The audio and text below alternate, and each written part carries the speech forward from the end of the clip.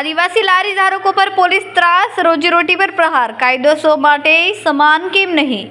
આદિવાસી વિસ્તારમાં રહેતા આદિવાસી સમુદાયના લારી ધારકો દ્વારા વરાછા ડી સ્ટાફના કેટલાક પોલીસ કર્મચારીઓ સામે ગંભીર આક્ષેપો કરવામાં આવ્યા છે.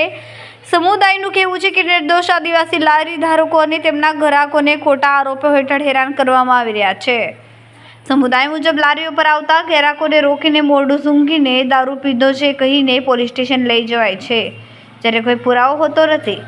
આ કારણે લોકોમાં ભય ફેલાયો છે અને લારીઓ પર ગ્રાહકો આવવાનું બંધ થતાં આદિવાસી પરિવારોની રોજીરોટી પર સીધો પ્રહાર થયો છે.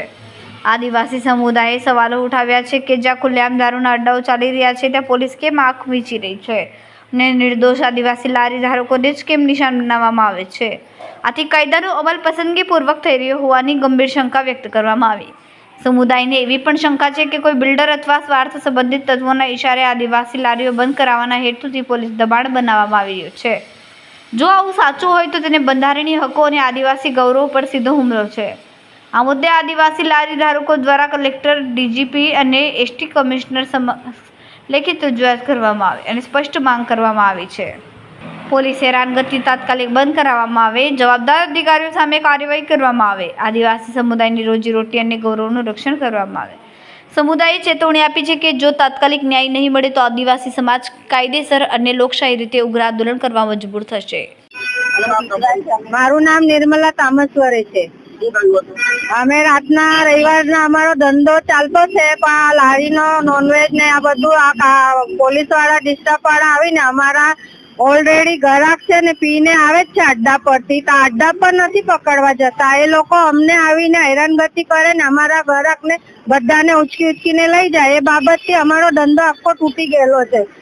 તો અમારે હવે આના માટે શું કરવું પડશે? અમે પ્રશાસનમાં આવ્યા પોલીસ સ્ટેશનમાં, અમને ન્યાય મળવો જોઈએ, બીજું કઈ નહીં જોઈએ અમને. હું કુસુમબેન સતીશભાઈ પટેલ. અમે છે ને તો અમારે લારી ગલ્લા ચલાવીએ છીએ. અમને બહુ હેરાનગતિ કરે છે ડિસ્ટર્બ વાળા આવીને, અને અમારા ગ્રાહકોને વગર વાંકે ઉચકીને લઈ જાય છે. અમે કઈ દારૂના અડ્ડા એવું કઈ નથી ચલાવતા. જ્યાં અડ્ડા ચલાવે છે ત્યાં કોઈ નથી જતું. અમે એવું કહીએ ને તો ઉલટાને અમને દમદાટી આપે છે. મધુબેન.